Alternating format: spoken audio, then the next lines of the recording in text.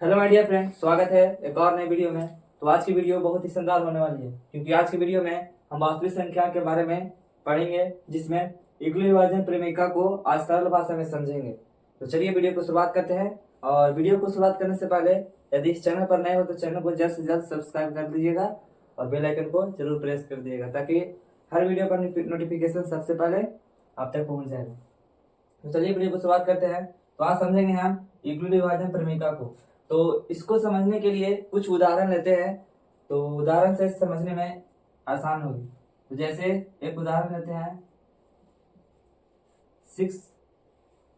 6 और 12 में, और फिर 3 9 यहाँ पे 8 लेते हैं। और एक और उदाहरण लेते हैं 2 7, और एक और लेते हैं 5 और यहाँ पे लेते हैं 6 और 5। ये 4 उदाहरण लिए हैं, जिसकी सहायता से हम इक्वल विभाजन प्रमेयिका को समझेंगे।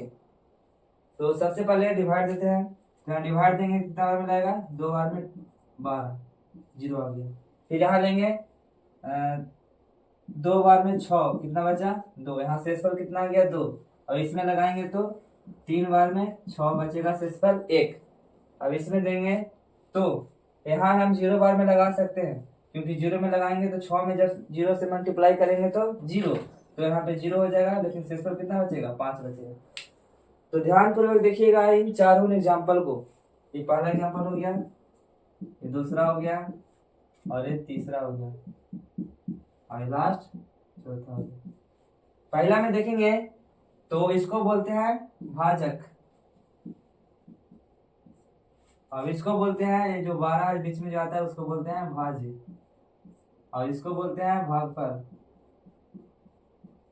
और इसको बोलते हैं शेषफल।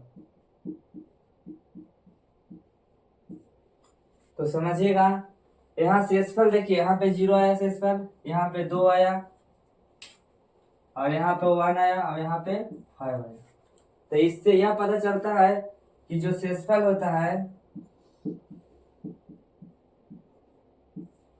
वो या तो 0 आएगा, या तो 0 से बड़ा आएगा, मतलब 2 आया, या तो 1 आएगा, या तो 5 आया। तो इक्वल विभाजन समझने के लिए इन चारों उदाहरण को हमें विशेष तौर से समझना होगा, तब जाकर इक्वल विभाजन सही तरीका से समझ में आएगा। तो यहाँ पे देखिएगा, इसको हम लोग b से सूचित करते हैं, भाजक को b से इंडिकेट करते हैं, और भाज्य को a से करते हैं, और भागफल को q से करते हैं, और शेषफल को छोटा r से करते हैं। तो अब देखिएगा, यहाँ जो r है, r कितना कितना आ रहा है? 0 आ रहा है, और 0 से बड़ा भी आ रहा है। देखिए सब बड़ा आ रहा है, तो 0 के बराबर भी हो सकता है और 0 से बड़ा भी हो सकता है। तो जो r है वह 0 से बड़ा भी हो सकता है, और 0 के बराबर भी हो सकता है। जो r है वह 0 से बड़ा भी हो सकता है और 0 के बराबर हो सकता है। ये सिंबल मतलब होता है कि बड़ा, और जब ई लग जाएगा तो कभी कभी उसके बराबर। तो 0 के r है जो 0 के बराबर भी हो सकता है और 0 से बड़ा भी हो सकता है। ये पहला रिलेशन होगी r में। और एक और रिलेशन होगा कि जो r है वह b से मतलब जो भाजक से हमेशा छोटा होगा। क्यों छोटा होगा?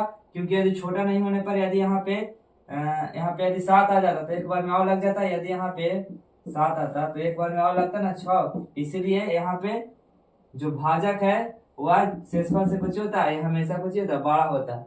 या उल्टा भी बोल सकते हैं कि जो यहाँ शेषफल है वह भाजक से हमेशा छोटा होता है। देखिए यहाँ भी छोटा है, यहाँ 3 है तो यहाँ 2 है, तो इससे छोटा है नहीं। यहाँ भी 2 है तो 2 से कितना है? 1 आया, तो ये भी छोटा है। यहाँ देखिए, यहाँ 6 है, यहाँ कितना है? 5, तो छोटा है नहीं। तो इसका रिलेशन एक और आर को लगाएंगे कि आर हमेशा कुछ होता है तो बी से छोटा होता है।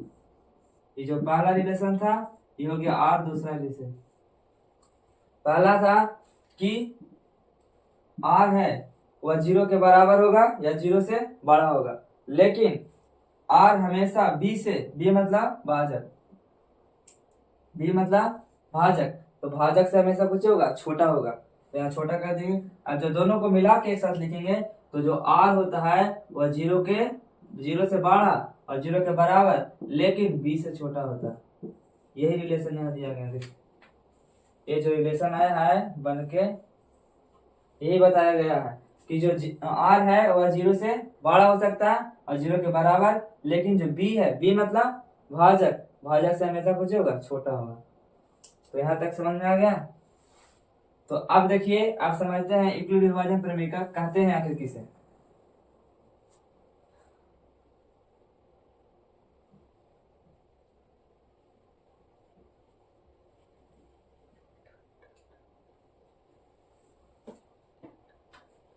देखिएगा बोल रहा है कि दो धनात्मक पूर्णांक a एवं b, दो धनात्मक पूर्णांक आखिर किसे कहते हैं। इससे पिछले वाले वीडियो में बता चुके हैं पूर्णांक के बारे में।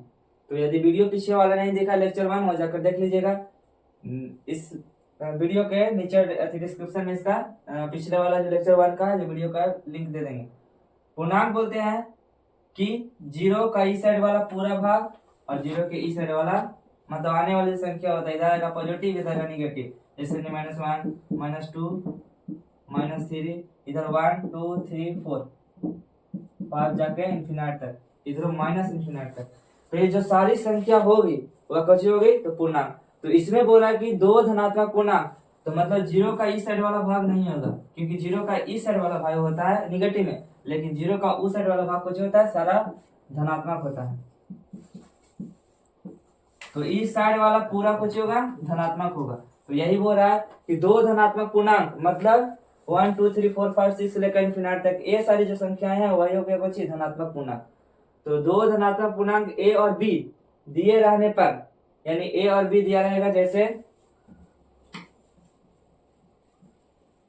जैसे यहाँ पे हम लोग 6 से दिए थे 12 में, तो 2 बार में कट गया था, आया था 0। और फिर दिए थे 3 से 7 में 2 बार में 6 1 आया था। तो दो धनात्मक पूर्णांक a और b, तो इसको कुछ बोलते हैं, इसको बोलते हैं b, और इसको कुछ बोलते हैं, इसको बोलते हैं a। इसमें कुछ हो जाएगा b 3 और इसमें कुछ हो जाएगा a 7 हो जाएगा। तो यही बोल रहा है कि दो धनात्मक पूर्णांक a और b दिए रहने पर, यानी a और b दे रहेगा, इसमें इसको बोलते हैं, इसको बोलते हैं b, तो a और b दिया रहेगा, a और b दिया रहेगा। ऐसी अद्वितीय पूर्ण संख्याएं, पूर्ण संख्या किसके बोलते हैं, तो जो प्राकृत संख्या 1 से लेकर अनंत तक होता है उसके पहले यदि 0 लगा देंगे तो पूरा जो समूह कहलाता है वही पूर्ण संख्या कहलाती है। तो वही बोला कि अद्वितीय पूर्ण संख्या Q और R विद्वान है कि, मतलब इस प्रकार विद्वान है कि कुछ हो तो Q है R इस प्रकार विद्वान है, तो कुछ बोलते हैं इसको बोलते हैं Q और इसको बोलते हैं R। तो ये दोनों इस प्रकार उपस्थित रहेगा, ये विद्वान रहेगा कि किस प्रकार रहेगा, तो A बराबर BQ प्लस R। और जो R का रिलेशन जब बताए थे इसमें भागफल में जो भागा देकर समझाए थे R का रिलेशन, वो तो समझ में आ गया। तो ये समझ में आ गया क्या बता रहा है, लेकिन इसको समझना, तो इसको समझने के लिए सबसे पहले हम लोग 9th क्लास में थोड़ा सुन चलते हैं। 9th क्लास का बेसिक कॉन्सेप्ट थोड़ा सुन पढ़ते हैं तो ये वाला पूरा समझ में आ जाएगा। तो ये इसको सबसे पहले यहाँ पे 6 से देते हैं भागा हम लोग 12 में, तो 2 बार में 12 हो जाएगा, यहाँ पे 0 हो जाएगा। तो इसको हम लोग बोलते थे हिंदी में, इसको बोलते हैं भाजक, और इसको बोलते हैं भाज्य, और इसको बोलते हैं भागफल, और इसको बोलते हैं शेषफल, और इसको इंडिकेट करते हैं B से, इसको इंडिकेट करते हैं A से, और इसको इंडिकेट करते हैं Q से, और इसको इंडिकेट करते हैं R से। तो 9th क्लास में हम लोग पढ़े थे कि भाज्य बराबर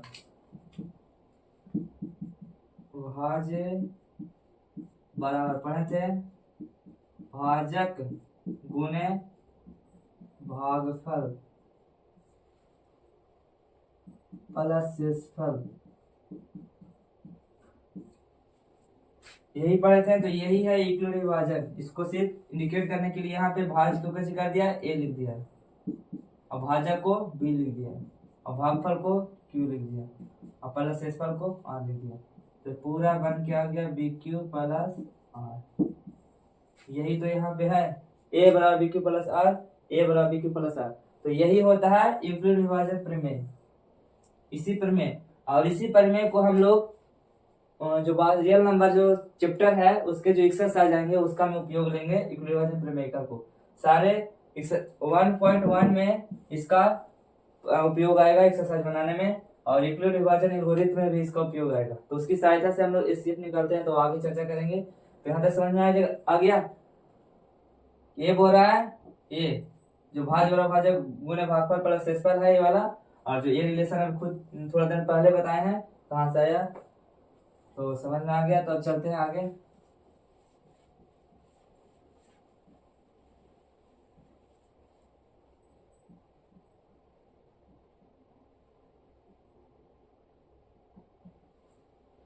अब चलते हैं आगे।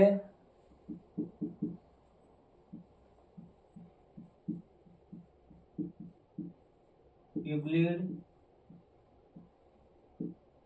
विभाजन एल्गोरिथम। यूक्लिड विभाजन एल्गोरिथम को ये है क्या, तो ये एक मेथड होता है जैसे एचसीएफ को निकालने के लिए।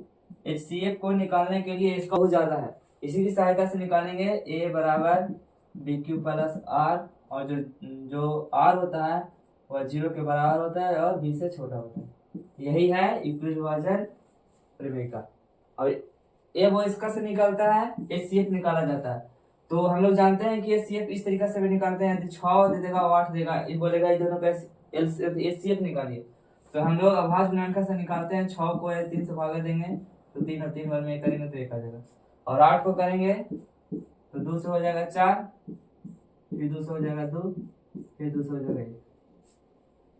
तो हम लिखते थे 6 बराबर 2 इंटू 3, और इसमें लिखते थे 8 को 2 गुना 2। तो एचसीएफ निकालने के लिए इस दोनों में देखते थे कौन सा कॉमन है, तो इसमें सिर्फ 2 कॉमन आ रहा है, इसमें 3 है लेकिन इसमें 3 नहीं है। तो एचसीएफ बराबर कितना आ जाएगा, एचसीएफ बराबर 2 आता था। तो बोलेंगे कि जब इस तरीका से एचसीएफ निकल जा रहा है तो आखिर इसका क्यों यूज हुआ। यदि हम 6 और 8 को बोलेगा कि एचसीएफ निकाले तो एचसीएफ तो ऐसे निकाल देंगे, अभाज्य गुणनखंड से 6 का अभाज्य गुणनखंड निकालेंगे और 8 का निकालेंगे, और जो दोनों में कॉमन होगा वही एचसीएफ हो जाएगा। तो फिर इसकी जरूरत क्यों पड़ी, तो इसकी जरूरत इसलिए पड़ी क्योंकि ये छोटी अंक है, और यदि दे देगा इतना और फिर कितना दे देगा, ये 2 दे दिया संख्या, और ये दोनों संख्या का बोलेगा कि निकालिए एचसीएफ, तो निकालने के लिए बहुत ही इस अभाज्य गुणनखंड से निकालने के लिए बहुत ही कठिन पड़ेगा। तो इसीलिए इसका उपयोग किया गया है बड़े बड़े अंकों को एचसीएफ निकालने के लिए। तो समझते हैं कि इसकी सहायता से एचसीएफ कैसा निकाला जाता है। तो उसके लिए जैसे यदि हम यहाँ पे 16 और 18 को लेते हैं, यूक्लिड विभाजन ऐसे क्वेश्चन में आएगा कि 16 और 18 को यूक्लिड विभाजन एल्गोरिथम की सहायता से एचसीएफ निकालिए। तो बोल देगा वहां पे कि अभाज्य गुणनखंड से निकालना है कि यूक्लिड विभाजन एल्गोरिथम से निकालना है। तो यहाँ पे बोल रहा था क्वेश्चन में बोल रहा है कि 16 और 18 को एचसीएफ निकालिए किसकी सहायता से, तो यूक्लिड विभाजन एल्गोरिथम की सहायता से। तो निकालते हैं। तो सबसे पहले इन दोनों में समझना पड़ेगा कि इन दोनों में बड़ा कौन है, इन दोनों में कौन है बड़ा, 18, और ये 16 कुछ है तो छोटा है। तो जो बड़ा रहेगा उसको बीच में लिखेंगे और जो छोटा रहेगा उसको बाहर में लिखेंगे, इस प्रकार से लिखेंगे। तो अब भागा देंगे तो एक बार में 16 आ जाएगा, फिर कितना आएगा 2 आ जाएगा, फिर यहाँ लिखेंगे 16, फिर यहाँ लिखेंगे 16, फिर यहाँ पे लिखेंगे 8, 8 बार में 16। जब तक 0 नहीं आएगा तब तक प्रक्रिया को चालू रखना है, चाहे जहां तक जाए। तो लास्ट में 0 आ गया, तो अब इसको एचसीएफ कितना आ गया, 2 आया। समझना है यहाँ पे जब तक 0 नहीं आएगा तब तक भागा देते जाना है। और जो लास्ट में जो भाजक आएगा, जैसे यहाँ भाजक यहाँ नहीं लेना है, ये पहला स्टेप में नहीं लगेगा, जो लास्ट वाला में 0 आएगा उसका भाजक कितना है 2, तो एचसीएफ कितना हो जाएगा 2। इस तरीका से लिखना है, तो एचसीएफ 2 हो जाएगा। अब इसका चरण भी लिख देना है साथ साथ। तो पहला चरण कितना होगा, पहला चरण 18 है। तो यदि हम इसको लेते हैं इसको, तो इसको हम उपयोग कहाँ करेंगे, यूक्लिड विभाजन प्रमेय में, ए बराबर बी क्यू प्लस आर। तो यहाँ पे a कितना है 18 और b क्यू कितना है b यहाँ पे, तो इसको भी बोले थे तो जगह 16 और गुणने कितना हो जाएगा 1 और पहला शेषफल कितना आ गया 2, ये तो पहला हो गया। और यदि हम दूसरा लेंगे तो यहाँ कितना जाएगा 16, मतलब इसका लेंगे यहाँ पे ऐसे, ये वाला दूसरा स्टेप लेंगे, दूसरा स्टेप में कितना है a बराबर 16 और b बराबर कितना है 2 और q बराबर 8 और r बराबर 0। बस यही चरण लिख देना है, इसी तरह से बनता है। अब अगला क्वेश्चन लेते हैं, एक और उदाहरण लेते हैं और अच्छी तरीका। इसका बोलेगा कि एचसीएफ निकालिए किसकी सहायता से, तो यूक्लिड विभाजन एल्गोरिथम की सहायता से इसका एचसीएफ निकालिए। तो निकालने के लिए इन दोनों में सबसे पहले हमको देखना पड़ेगा कि इन दोनों में सब कौन बड़ा है। तो जो बड़ा रहेगा वो बीच में और जो छोटा रहेगा वह बाहर लिखाएगा। तो इसमें बड़ा कौन है, ये 19 27 है बड़ा, तो इसका लिख देंगे अंदर, और छोटा कौन है 13 63। इस तरीका से कैसे कर देना, लिख देना। तो अब कितना बार मिलाएगा, अब लगाएंगे भागा, तो यह 2 बार में लगाएंगे तो 13 में 26 यानी ज्यादा हो जाएगा, तो इसलिए कितना बार मिलाएगा, एक बार में लगाएगा, कितना आएगा 13 63। और जब घटाएंगे तो कितना आएगा, यहाँ पे 4 आएगा, फिर यहाँ घटाएंगे तो कितना आएगा 6 आएगा, फिर यहाँ घटाएंगे तो इससे हो जाएगा 8 हो जाएगा, 8 में 3 जाएगा तो 5 होगा, तो 5 से कितना आया 64 आया। अब आगे अगला स्टेप में कुछ करना है, इसको घेर देना है और फिर यहाँ पे लिखना है, फिर यहाँ पे ये वाला जाकर कुछ कर देना है, यहाँ पे उतार देना, तो उतारेंगे तो कितना आएगा 13 63 आएगा। स्टेप समझना, पहला स्टेप में कुछ किए कि जो बड़ा रहेगा उसको बीच में और जो छोटा रहेगा उसको बाहर। अब जो पहला भागा दिए तो जो एक बार में लगाए वो इतना बच गया, अब इतना तो बच गया, तो अभी और आगे स्टेप में कैसे करना है, फिर यहाँ पे इसे घेर देना है, भागा का चिन्ह दे देना, और फिर जो ए वाला है इसको बीच में हम जाके बार में लगेगा। तो अब यदि हम एक बार में लगाएंगे, 1 से 2 बार में लगाएंगे तो 5 दूनी 10 हो जाएगा, और 3 बार लगाएंगे तो 15 हो जाएगा। तो यहाँ 13 इसलिए कितना बार में लगेगा 2 बार में लगेगा, तो 2 बार में लगेगा तो कितना हो जाएगा 4 दूनी 8 और 6 दूनी 12 और 5 दूनी 10 1 11। अब यहाँ घटाएंगे तो कितना बचेगा, अगर हम 13 में से 8 को घटाते हैं तो कितना बचेगा 8 5 13 5 बचेगा, ये बचेगा 5 में से यदि हम 2 घटाएंगे तो 3, यहाँ बचेगा 2, कितना आया 235। और फिर उसी तरीके से करना है, फिर भागा का चिन्ह देना है, फिर यहाँ पे लिखना है ये वाला लिखना है, जबकि यहाँ से उठा के लिखे थे यहाँ, और अब यहाँ से उठा के कहाँ लिखेंगे यहाँ, कितना है 564 564 इस तरीके से लिख देंगे। फिर आगे चलते हैं, आगे फिर यही वाला उतार देते हैं, जगह नीचे नहीं है स्पेस के कारण यहाँ पे लिखते हैं 235 और भागा देना है 564 में, 235 और यहाँ कितना है 564। 2 बार में लगाते हैं तो 2 दूनी 4 यानी 5 से छोटा है, लग जाएगा। 3 बार में लगाएंगे तो 2 तिहाई 6 यानी 5 से बड़ा हो रहा है, इसलिए कितना बार लगेगा 2 बार में लगेगा, तो 2 5 10 हाथ में बचा 1 और 2 तिहाई 6 1 7, फिर 2 तिहाई 6 1 7 हो जाएगा, और फिर 2 दूनी 4 है 2 दूनी 4 हो जाएगा, 5 दूनी 10 को शून्य हाथ में बचा 1 और 3 दूनी 6 1 7 हो जाएगा, और 2 दूनी 4 हो जाएगा। अब घटाएंगे तो कितना बचेगा 4 बचेगा, और 16 में से 7 जाएगा तो 9 7 16 9 बचेगा, और जो 4 में 4 तो 0 हो जाएगा, यहाँ बचे 94। अब यहाँ पे कितना लिखेंगे, फिर यही बोल उतारेंगे, कितना उतारेंगे 235, तो 235 यहाँ पे कुछ कर देंगे, यहाँ पे उतार देंगे। इस तरीके से स्टेप बाय स्टेप लिखते जाना है, और जब तक 0 नहीं आएगा तब तक भागा को निरंतर करते जाना है, जब तक 0 नहीं आएगा। तो करते जाते हैं, तो फिर कितना बार में लगाएंगे, यदि हम 2 बार में लगाएंगे तो 9 दूनी 18 यानी 94 में यदि 2 से मल्टीप्लाई करेंगे तो 4 दूनी 8 9 दूनी 18 188 आया, और 3 बार में लगाएंगे तो 4 तिहाई 12 और 9 तिहाई 27 यानी पार हो जाएगा, इसलिए कितना बार में लगाएंगे 2 बार में लगाएंगे तो 4 दूनी 8 4 दूनी 8 हो जाएगा, 9 दूनी 18 1 4 दूनी 8 हो जाएगा, 4 दूनी 8 और फिर 9 दूनी 18। अब घटाएंगे तो कितना बचेगा 15 में से यदि 8 को माइनस करते हैं तो यहाँ कितना बचेगा 7 बचेगा, और इसमें हम 12 में से अगर 8 को घटाते हैं कितना बचेगा 4, और 1 में से जाएगा तो 0 हो जाएगा। फिर से यहाँ करना है, कितना उतारना है 94 उतार देना, 94 उतार दिए। अब कितना बार में लगाएगा 2 बार में लगाएंगे तो कितना हो जाएगा 94, कितना आ गया लास्ट में 0। अब 0 आया तब जाके स्टॉप हो गया, यहाँ से लेके यहाँ तक आया, इतना बड़ा प्रक्रिया आया, तो यहाँ पे कितना आया 47। तो अब बोले थे कुछ कि जो लास्ट वाला जो स्टेप होगा, ए वाला स्टेप, जो लास्ट में जो जीरो आएगा, यहाँ पे जीरो से फल आया ना, तो इसी वाला स्टेप को हमको भाजक को लेना है, यही भाजक को कहलाता है एचसीएफ कहलाता है, एचसीएफ। तो एचसीएफ वाला कितना हो जाएगा 47। इतनी लंबी प्रक्रिया करने के बाद एचसीएफ कितना आया 47। अब यहाँ लिखने के बाद चरण जरूर लिख देना, तो चरण के लिए जगह नहीं है, तो फिर यहाँ पे हम इरेज करते हैं। कहाँ पे इरेज करें, देखिए चरण लिखते हैं यहाँ पे।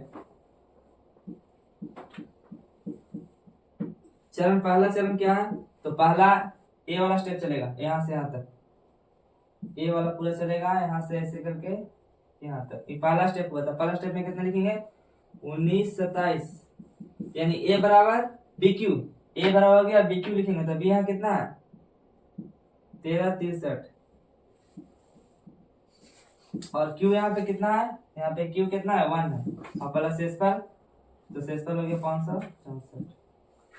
अब अगला स्टेप में,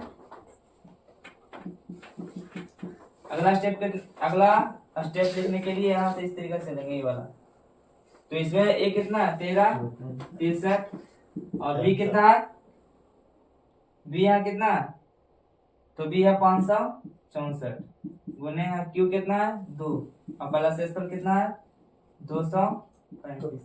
अगला लिखेंगे स्टेप नंबर 3। स्टेप नंबर 3 लिखने के लिए यहाँ चलेंगे इस तरीके से, ए वाला स्टेप लिखेंगे तीसरा में, तो ए बराबर कितना है 564, और बी बराबर कितना है 235, और गुने क्यू बराबर कितना है 2, और प्लस आर बराबर कितना है 94।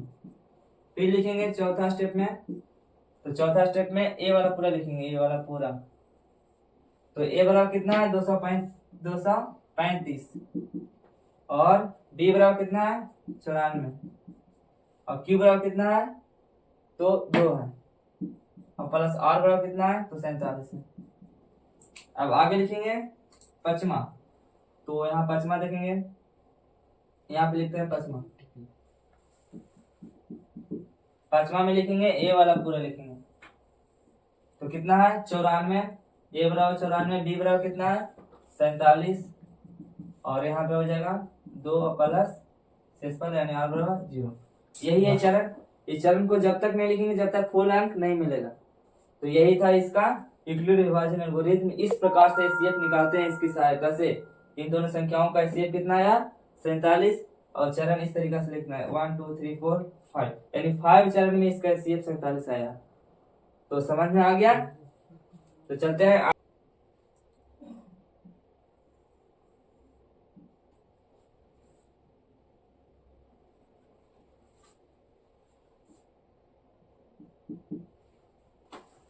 तो देख सकते हैं यहाँ पे 1.1 का एक क्वेश्चन दिया गया था 1.1 एक्सरसाइज में।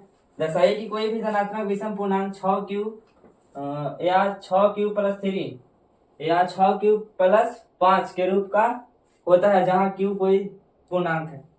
तो इसको बनाने के लिए आपको ध्यान से देखना होगा, क्योंकि इसको बनाने के लिए स्टेप बाय स्टेप बहुत सारे हैं, केस बनेंगे इसमें, तो ध्यानपूर्वक देखिएगा। तो चलिए इसका हल लिखते हैं। तो हल लिखने के लिए सबसे पहले आपको लिखना होगा, ये जो स्टेप लिख रहे हैं, जो पहला जो थ्योरी लिख रहे हैं, आपको याद रखना है हमेशा के लिए, क्योंकि प्रत्येक क्वेश्चन में ए बराबर बी क्यू प्लस आर, जहां जो आर है वह 0 से बड़ा और छोटा लेकिन बी से छोटा है। ये है यूक्लिड विभाजन प्रमेय का, यह है यूक्लिड विभाजन प्रमेय। जो ए वाला जो थ्योरी लिखे हैं इसको माइंड में हमेशा के लिए याद रख लेना है, क्योंकि ऐसे वैरायटी का जो क्वेश्चन आएगा उसमें आपको ये वाला जरूर लिखना है। और इसको समझा चुके हैं पीछे वाला क्लास में, तो सॉरी पीछे वाला जो स्लाइड में हम समझा चुके हैं कि विभाजन प्रमेयिका से दिए गए दो धनात्मक पूर्णांकों ए तथा बी के लिए ऐसी अद्वितीय पूर्ण संख्याएं हैं जहां क्यू और इस तरह क्यू और आर इस प्रकार विद्यमान है कि ए बराबर बी क्यू प्लस आर, और जहां आर है जो 0 से बड़ा 0 के बराबर लेकिन बी से छोटा है। तो अब आगे लिखेंगे कि यहाँ बोल रहा है कि दर्शाइए कि कोई भी धनात्मक विषम पूर्णांक, यहाँ पे बोल रहा है विषम पूर्णांक, यहाँ चर्चा की गई है विषम पूर्णांक के लिए। क्वेश्चन में से 3 तरह का देगा। पहला देगा चाहे तो धनात्मक पूर्णांक,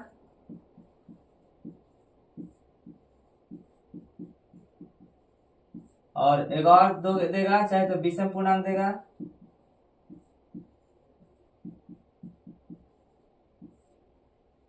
विषम धनात्मक पूर्णांक, विषम धनात्मक पूर्णांक, या तीसरा देगा सम धनात्मक। इस 3 तरह का क्वेश्चन में मिलेगा। तो यहाँ दिया गया है धनात्मक विषम पूर्णांक। तो यहाँ कितना बोल रहा है 6q + 1। इसका मतलब ये है कि जो b का मान है वो कितना दिया गया 6 दिया गया, इसमें भी 6 दिया गया, लेकिन इसमें r का मान 1 है, इसमें r का मान 3 है, इसमें r का मान 5 है, लेकिन b का मान कितना है इसमें 6 है। तो b का मान देखो यहाँ पे भी 6 है, यहाँ पे भी 6 है, यहाँ पे भी 6 है। तो b का मान कुछ हो गया फिक्स हो गया। तो b का मान हमेशा फिक्स रहेगा। सारा जो ऐसा इस तरह का जो क्वेश्चन आएगा उसका में b का मान फिक्स रहेगा। जैसे यहाँ 6 है, 6 6 है। r का मान वैल्यू चेंज होगा, 6 1 है, यहाँ 3 है, यहाँ पे 5 है। तो r का मान चेंज हो सकता है, लेकिन b का मान हमेशा के लिए इस क्वेश्चन के लिए b का मान 6 हो गया, यानी फिक्स हो गया। तो अब आगे स्टेप में लिखेंगे इस तरीके से लिखेंगे कि माना यहाँ b कितना दिया गया 6 दिया गया। तो लिखेंगे माना b बराबर 6। माना b बराबर 6। तो यहाँ लिखेंगे कि यूक्लिड विभाजन प्रमेय से, यूक्लिड विभाजन प्रमेय से, यूक्लिड विभाजन प्रमेय से क्या लिखेंगे a बराबर, अब यहाँ पे b का मान कितना दिया गया 6, तो 6q + r। जहां अब यहाँ पे बता सकते हैं कि जो r है वह कितना से है, तो 0 से बड़ा हो सकता है लेकिन 0 से छोटा। लेकिन यहाँ पे b से छोटा, 0 के बराबर भी है, 0 से बड़ा, लेकिन b से छोटा। तो यहाँ b कितना देगा 6 दिया हुआ है। तो यहाँ पे कितना आ जाएगा 6, तो 6 हो गया। अब यहाँ से यहाँ पे ध्यान देने योग्य है कि यहाँ पे r का मान कितना कितना होगा। तो r का मान यानी 0 से लेके 6 के बीच बोला, यानी 0 भी हो सकता है लेकिन 6 से छोटा।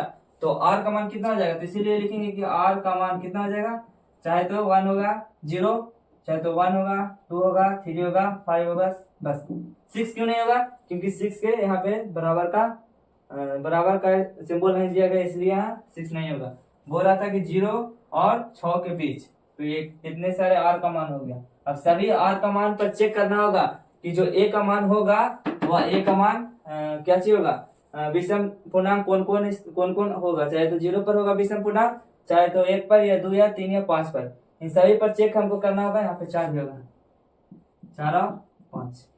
इन सभी पर चेक करना होगा कि विषम पूर्णांक कौन कौन पर आता है, कौन किस किस r का मान पर विषम पूर्णांक आता है। तो चेक करने के लिए सबसे पहले केस 1 लिखेंगे। केस 1 में जांच करेंगे, यदि लिखेंगे यहाँ पे यदि r बराबर 0 हो तो यदि r बराबर 0 हो तो कैसे लिखेंगे कि a बराबर, यहाँ bq कितना है तो 6 है, 6q + और r बराबर कितना है तो 0, तो कितना हो गया 6q, 6q हो गया, सिर्फ 6q हो गया, यानी 0 जब 0 को जोड़ेंगे तो उतना ही आएगा, तो 6q हो गया। अब बता सकते हैं कि यहाँ पे अगर 2 से भागा देंगे तो 2 से भागा देंगे तो कट जाएगा। यदि हम यहाँ पे 2 से भागा देंगे तो 3 बार में तो कट जाएगा। तो 2 से कट गया, तो 2 से कट गया मतलब ये सम हो गया। सम संख्या उसे कहते हैं जो 2 से कट जाता है। तो 2 से कट गया तो कुछ हो गया, सम हो गया। तो ये तो विषम पूर्णांक में नहीं आएगा, विषम धनात्मक पूर्णांक में नहीं आएगा। तो लिखेंगे कि क्योंकि 6q 2 से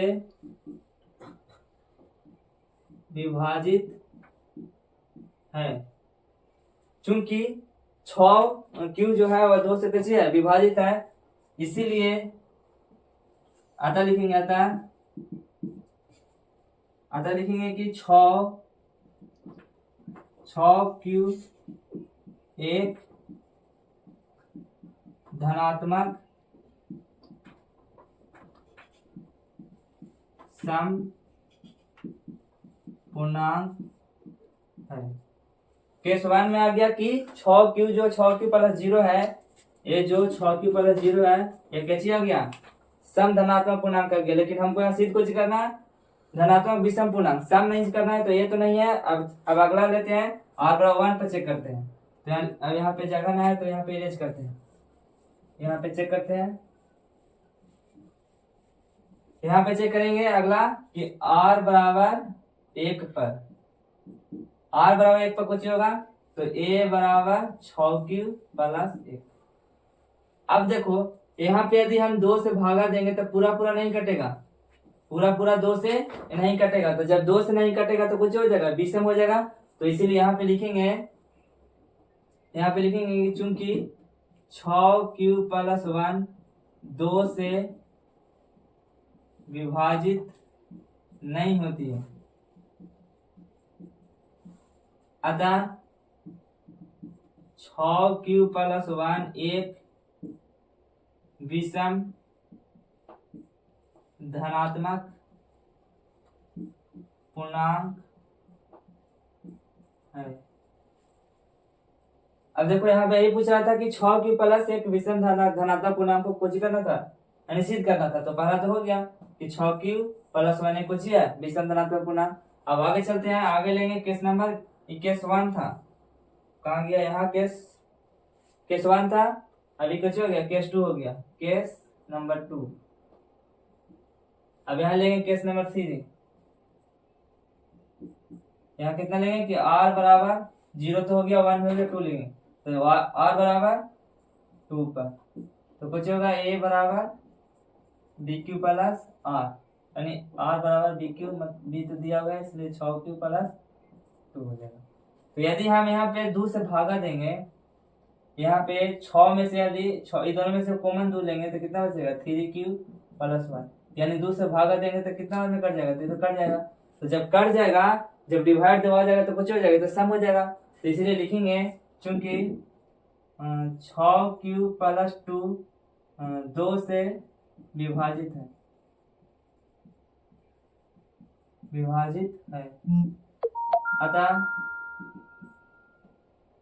अतः लिखेंगे 6q प्लस 2 एक सम धनात्मक पूर्णांक। यहाँ पे देख सकते हैं कि 6q प्लस 1 जो है वह विषम धनात्मक पूर्णांक है, लेकिन जो 6q प्लस 2 और 6q प्लस 0 ये दोनों कुछ हो गया सम पूर्णांक। लेकिन सम पूर्णांक को दर्शाने के लिए नहीं बोला है धनात्मक विषम पूर्णांक। तो पहला ई आया, और अगर चेक करेंगे 2 पर, वैसे ही 3 पर चेक करेंगे, वैसे ही 4 और 5 पर, तीनों पर चेक करेंगे, देखेंगे तो 3 पर विषम आएगा, ध्यान से देखिएगा, 3 पर विषम आएगा और 4 पर सम आएगा और 5 पर भी विषम आएगा। तो पहला विषम किस पर आएगा, तो 1 पर, 3 पर और 5 पर, इन तीनों पर कैसे आएगा, विषम आएगा। तो इसी तरह से अगला स्टेप लिख लीजिएगा, पहला स्टेप जिस तरीका से लिखे हैं, दूसरा और तीसरा इसी तरीका से अगला स्टेप लिखेंगे कि r बराबर 3 पर, तो r बराबर 3 पर कुछ लिखेंगे 6q प्लस 3, यहाँ पे कुछ हो जाएगा 3। अब दोनों में से कॉमन लेंगे 3, तो यहाँ पे कुछ होगा 3 आ जाएगा। यदि यहाँ आएगा 6q प्लस 3, तो इसमें 3 कॉमन लेंगे तो 2q प्लस 1। तो यदि 2 से भागा देंगे तो 2 से तो नहीं लाएगा, तो नहीं लाएगा, तो इसलिए कुछ हो जाएगा, विषम हो जाएगा। उस तरह से अगर 4 लेंगे तो यहाँ पे कितना आएगा 6q प्लस 4, तो 2 कॉमन लेंगे तो कुछ हो जाएगा 3q प्लस 2। तो जब 2 से भागा देंगे तो कट जाएगा, तो सम हो जाएगा। अब 5 में चेक करेंगे तो 5 में आएगा 6q प्लस 5, जब 2 से भागा देंगे तो नहीं लाएगा, तो इसलिए कुछ हो जाएगा, विषम हो जाएगा। तो लास्ट में लिख देंगे अतः 6q प्लस 5 एक विषम धनात्मक पूर्णांक है, और यही दर्शाना था। तो कुछ पर आया तो 1 पर आया, तो यहाँ 1 है, और फिर यहाँ 3 पर आया तो 3 हो गया, 5 है तो 5, तो यही दर्शाना था। तो इस प्रश्न का आंसर या उत्तर इस तरीका से लिखना, तो 5 में 5 न मिलेगा। ये दीर्घ उत्तरीय प्रश्न आएगा 5 नंबर में, जब भी आएगा तो ये 5 नंबर में आएगा।